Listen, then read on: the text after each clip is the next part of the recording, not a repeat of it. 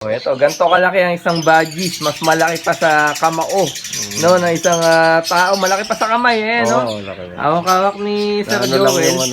Tingnan nyo gaano kalaki. Para siyang bantam na manok. Ang laki talaga, magmula sa dulo ng kamay niya hanggang dito pa sa braso niya dito, yung buntot, haba. So, ilang inches na kaya to? Hindi pa sinukat. Pero tansya ko, nasa 8 to 10 na yan, no? Mga ganyan na yan, no? When the sun goes down and the moon comes up. So, siyempre, tatanungin natin si parang Joel kung paano ba yung tamang pag-aalaga sa budgies. Kasi siyempre, hindi natin alam yun Ako, hindi ko alam ang budgies tsaka parakeets kung ano yung tamang yung proper way ng pag-aalaga sa kanila. Kasi iba sila sa eye-ring. Kumbaga, medyo mas masela nata ng konti yung mga parakeets and budgies natin. Kung compare natin kasi sa budgie tsaka sa ER, based on my experience talaga, mas maselan alagaan yung mga budgies. Kasi napasin ko kapag sumobra sila ng vitamins, minsan nagdudumi sila, nagtatae. So minsan nagkokos ng diarrhea tapos namamatay. Then sipon din, prone sila sa sobrang init, medyo mahina sila. Then sa pagkain din, mas maselan talaga yung budgies. More on sa cannery talaga 80%. Kailangan 80%. mataas yung cannery. Mataas yung cannery. Tapos iwas din sa pola kapag Then sa diet din, mas yung diet ng budgies. Iba yung diet ng budgies, iba yung diet ng ER. Gano'n ba karami ang pagkain ng isang breeder na wala namang anak? Yung walang anak, mas mataas ng konti doon sa ER na normal na scoop ng kasi ER. sa ER, 15 ml na cup. Siguro dadagdag ng konti, at least 17 ml, parang ganun. Dahil kasi malaki Mas nga malaki naman sila. sila Huwag naman yung sobrang ginugutom sila or kailangan sakto lang. Huwag naman yung sobrang maintain lang. maintain lang. More on gulay din, sa vegetable, maganda, soft food din. Soft food, and then malunggay, pechay. At least sa isang linggo, maganda, at least 3 times a day. Ang gulay. Ang gulay. Kung at least once a week ang gulay, okay lang din. Yun nga lang, kapag may gulay, huwag mo lalagyan ng vitamins yung inumin nila. Yun, hindi nila kayang pagsabayin. Hindi na nila kaya. Ganun Kagaya pala. nung ER, walang problema. Walang problema. Kahit pagsabayan, walang problema. Sa breeding naman, paano naman yung breeding nila? Ano ba breeding age ng mga budgies Yung natin? breeding age ng budgie, kung compare yung yung local budgie, yung mga local budgies talaga, at least 4 to 5 months na bibreed na Pero doon sa mga imported line na budgies, at least 1 year. 1 year pataas. 1 year pataas yung Matagal breeding din pala, nila. mas matagal pa siya sa eye-ring, no? Mas matagal sa airing. At least ako 8 months or 7 months, although parang nililigawan na yung Parang sinasanay pinagbabanded mo na. Pinagbabanded na. Para at least yung Pagdating ng 1 year breeding old, age nila, okay banded na, no? na sila. Something na sasalang na lang. salang na lang, parang gano'n. Pero yung pinaka nila. Tapos, ilang araw sila naglilimlim? Yung pagka may pag-ilim itlog. nila, sir, 18 to 21 days nagpipisa rin sila. 18 to 21 days. Oo. Medyo magkalapit lang sa eye-ring. Magkalapit lang sa iris. Sa iris, 21 days magpipisa. Hanggang ilan ang kayang itlog ng budgies? Yung minimum, sir, yung iba kasi merong 3, merong 4. Ganun. Pero yung kaya nila, minsan nakaka-itlog sila ng 7, 8. Ganun karami. Marami din. Napipisa naman lahat yun. Based on my experience, hindi lahat napipisa. Hindi lahat. Minsan 60%, 70%. Ganon. Yung mga imported line, kaya nga Ito, rainbow budgie daw ang project dito. Ang gaganda ng kulay. So pagdating talaga sa pagandahan ng kulay, ang parakeets hindi talaga nahuhuli, no? pero kung titignan mo, yung nila yan, rainbow materials pa lang. Rainbow materials pa lang to. Sila. Pero ang ganda na ng kulay nung ito lumilipad na to. Hindi ko ba iangat Sige, to? sige, sir. Ayun, no? Ayun, no? Ganda ng kulay. Isa medyo ma-violet na ng konti. Ayan, nagtabi. Parang mga candy, yung mga parakeets dito. Yung mga parakeets ko kasi dati galing ng palengke. Paano na madampot ko? Dami ng parakeets tsaka budgies dito. Bali, ilan na yung pairs mo ng budgies dito sa aviary? Budgie, sir. nasa ano na sila? 3, 6, 9, 10, 11, 12, 13, 14, 15, 16, 17 pairs eh. 17 pairs. Budgies pa lang yun. Breeder na yun. Yung mga kits. Sa kits, actually, meron ako rito, mga Hagromo kits. Palo. So ngayon, 1, 2, 3, 4. 4 pairs. 4 pairs. Oo. Alin na mas marami? I-ring o budgies? Mas marami pa rin yung i-ring na... Mas marami pa rin yung i-ring. Kasi dito ako nag-start eh. Ganun. Yan ako nag-start sa mga Parang na-focus kasi yung mga mata ko sa budgies dito. Kailan ako nakakita ng budgies sa personal. Ang ganda ng kulay talaga. Parang nakakita ng Shih Tzu na nagkapakpak. Tapos meron pa ang kulay. Magaganda yung kulay, lalo na yung mga blue. Ayan o, gaganda ng kulay. Kapal yung mukha nila. Ayun o. Ito, Prested din to. Na Baji. Ayan o, Prested. Ayun o, ganda ng kulay o. Prested din na Baji. That's 5. So yung mga crested budgie, bago lang yan kasi ang budgie, talagang asin budgie lang sila, no? Parang kits na, ano, So lumaki. nagkakaroon na ng Ibang transmutation ng budgies to kits, no? O kits to budgies, no? Oo. Ang ganda, no? Nagkakaroon na sila ng bagong itsura ngayon. Ayan, no? Ayun pa, ang ganda pa ng kulay nila sa dulo, ayan, no? Ito yung mga laging itsura ng laruan, eh. Oo. Ayan, no? Mga laruan na kits, yan to itsura, eh. Pied yan, pagka ganyan. Dominant 5 siya. Dominant pied na blue. The blue. Blue badges. Ganda. So, ayan, napakaraming badges kits dito. At sigurado matutuwa kayo sa mga ipapakita ko sa videos natin ngayon. Pero syempre, ito mga buting-ting, hindi natin pwedeng hindi sisilipin yung mga i-ring niya dito, mga African lovebirds. So, sir, ano bang project na meron tayo ngayon dito? Yung talagang pinapa-project mo sa taon na to, sa mga i-ring? So, ano, ito, yung Lutino Opaline, tsaka Crimino Opaline. Ito talaga yung pinaproject ko ng ilang taon na, pero wala. Let's tayo. Sana ka Latina Opa. naglilimlim, ayun. Ayun, silipin natin. Pastel Opa Splitino, tapos yung Yellow Bull na Split Opa. Okay. Although pareho silang proven. So binangga Wala ko bang sila pisa ngayon? Wala pa. Ayun, meron na. Meron na, sakto. Ayun sakto, swerte talaga. natin. Sana Ayun mag-red eye. nasinugo. Ang problema, hindi siya red eye. Black Hindi, eye. black eye. Wala, yun Ayun ko lang nakita, yun. Kaya ko na yung Posino.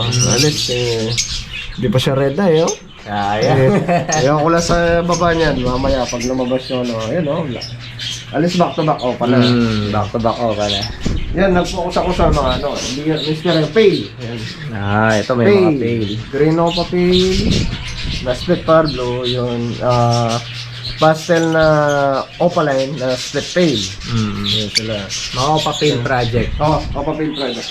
Ito, Misty. Ito yung mga Misty, Green na Misty na split Opa. Misty Pale, no? Oo. Yan, ganda. Pablo Opa Misty na Pale. Tama. Ayan, ito pa, DF DF Misty, Misty. Parblo. Pablo Opa. Ganda, DF Misty, Parblo po. Napakalinis. Ito yung magulang na nandun sa may flight cage. Sa plate case. Pero yung Kaya magulang pala magaganda yun nandun, maganda rin yung breeder talaga eh. sa maganda yung Quality. laging perfect clutch. Yung itlog niya, isan 4, lahat yun mapipisa.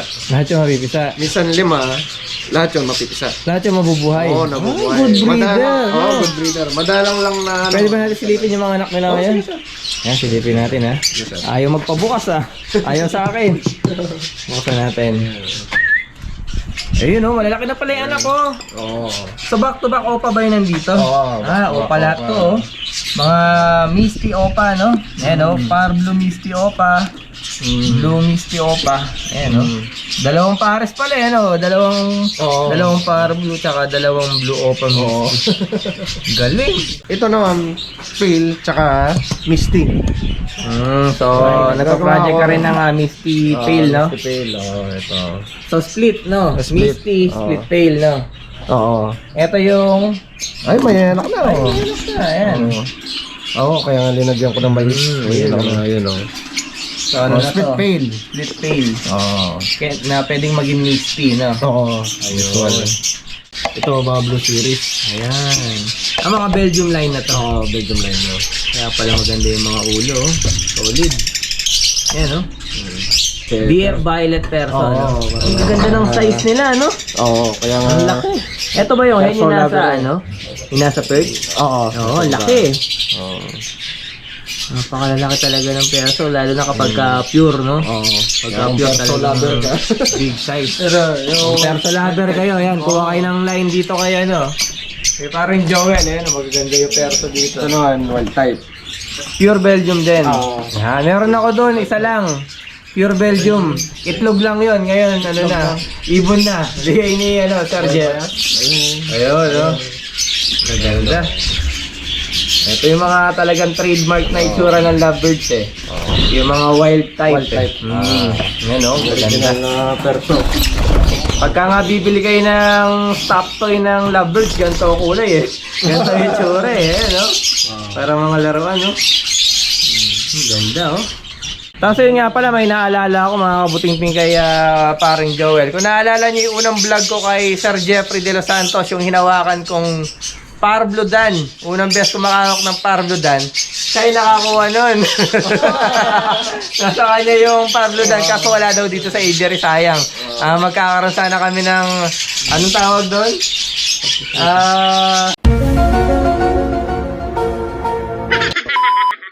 Nagkita sana ulit kami ng ibon, kaso wala dito eh. Nandun pala sa kabila eh. Oh, ayan, silipin pa natin ibang mga i-ring dito. Ayan o, Dia Misty. Kaya ito, nag-project back to na. back May pa, Ewing no? na. Ito may Ewing na. Oo, kaya nga Yung mga una wala, no? Yung wala unang project mo. Ayan. Yan, anak na yun ng... Oo. DF Nist ito, ano? Tapos yung cock yung Ewing, Parblo no? yung nga pala yun. Oo. Ito yung nag-produce sa akin ng maraming Opapay. Ay, may anak sila ngayon. Ayan, tapang oh. Oo. Tapang. Parblo Opa. Oo. Ayan, ganda na anak, oh. Parblo Papel lang project. Parblo Opa. Ito, red eye na ba Parblo to? Opapay. Oo, red eye. Ayun, oh, red eye, oh. Ayun, naipit yung isa. Huwag na eh. natin Nakita ko na masyadong bulabugi, baka magtampon. Tapang nung yun. Parblo Opa split pail, yung cup. Opapay. Ayun. Ito yung naglabas sa akin ng ano, yung parents ko nandun. Split Opa. Split Opa. Parblo na, ayun. Ayun, no? DF, oh. Yeah, Ganda. Misty na, Ang daming Split Opa. Misty na talagang marami Oo, dito. Misty, no? may lab ako sa Misty. Ayan, oh, Opa Ganda na ko. Misty, oh. Parblo Opa Misty. Split Opa yan. Ito yung parents ng DF Misty na Parblo Opa na producer ko. Siya yung original. Ito yung pinakaninuno nilang Oo. lahat.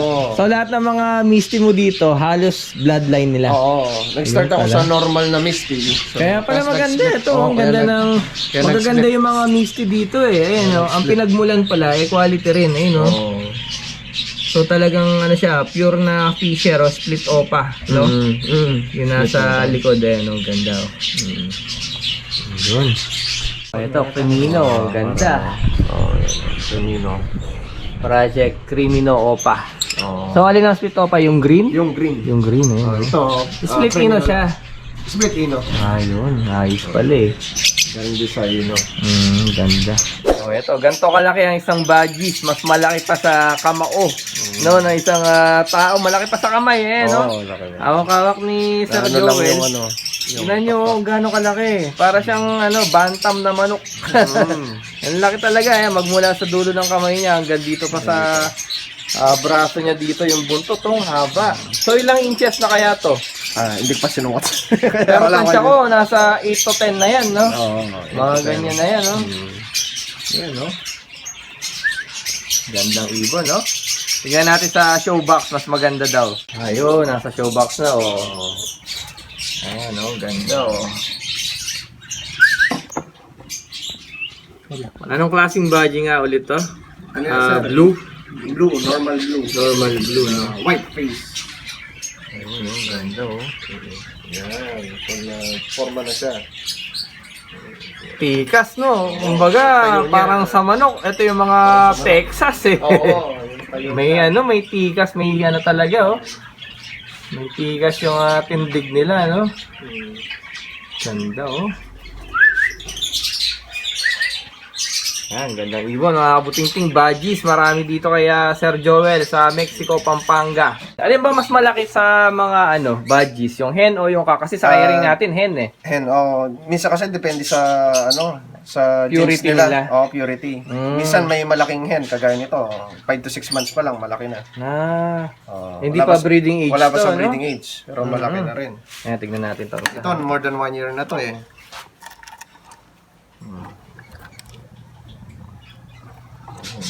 Ayun, medyo mas mataas siya ng konti, no? Oo. Ayun, mas malaki yung hen na to. Bata pa to, ano? Bata pa Medyo lalaki pa siya ng konti, no? lalaki pa siya ng konti. Ito yung sinasabi ko sa inyo kanina, yung hindi makikita basta-basta yung mata. Ayan, no? Kapag ka naka front view yung mga ibon na to, parang hindi mo makikita yung mata nila. Kumbaga yung alien chicken natin, kamukha pala nila. Ayan, kaso wala na yung mga alien chicken ko. Naalala ko tuloy sila. Nubos ng aso. Ayan, no? Natatakpan yung mukha. Makapal yung balahibo sa mukha, no? Mga shih tzu nga. Yung itsura nila. Ayan, gagandang badge nito. Quality mga badge dito. Ayan, meron pa isa doon. Ito, proven na yan. Hen. Ayun, ito, ang ganda ito. Cinnamon ba to? Cinnamon blue. Ayun, cinnamon blue. Ayan, oh, talagang tagun-tago na yung mata, oh. Pagka naka-front view. Ganda. Nagsasalita ba to mga to? Sabi nila sir Pwede pala magsalita to. Ito, green siya na. gray-green. Gray-green. Kaya kung titingnan, parang sa naman, olive green yung dating sa Oo. olive green sa mga Oo nga, hindi niya kakulay ng gusto tong green na to. Iba yung approach ng niya, green.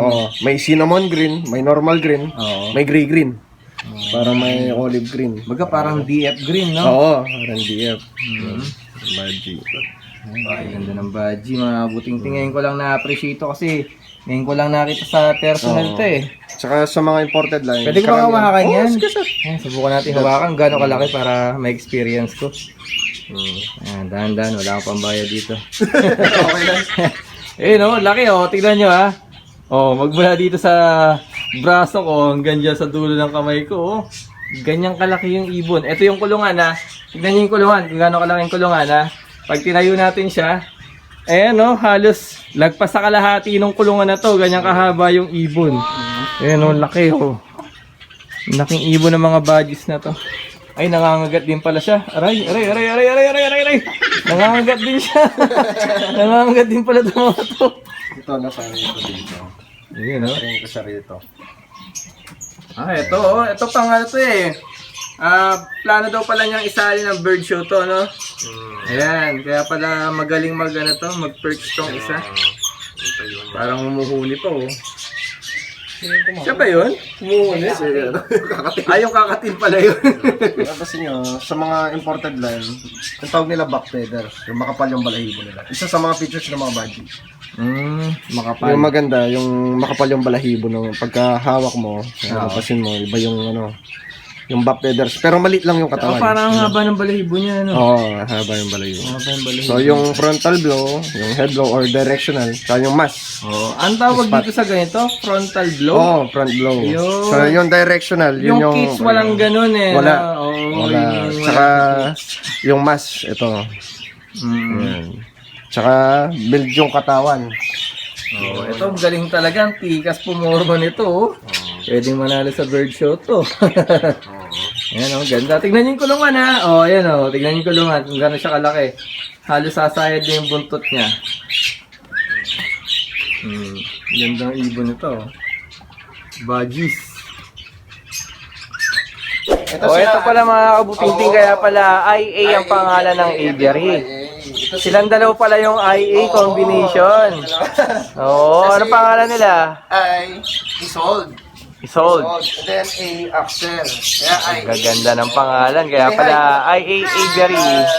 Hi mga kabuting sabihin nyo. Mga kabating. Sige, hi kayo. Hi. Mga kabating.